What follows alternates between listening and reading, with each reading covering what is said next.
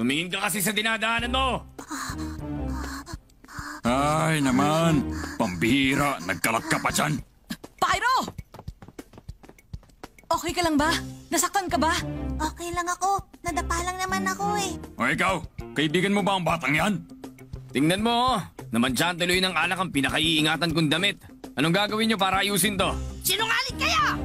Ha? Nakita kong buong pangyayari. Yan tatlong yan ang totoong dapat sisihin. Oh.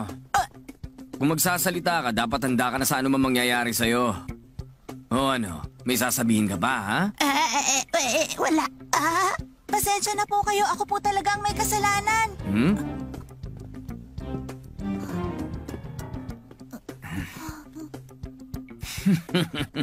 Aanhin ko naman yung paghingi mo ng tawad. Bigyan mo ako ng pera. Ano? Sandali. Kung pera lang po ang kailangan nyo, ito lang po ang maibibigay namin. Ito lang ang meron kami. Pero yan ang perang inipon ni Pyro. Ano, ito lang ba ang ibibigay nyo sa amin? Puro 1 Jenny lang to eh.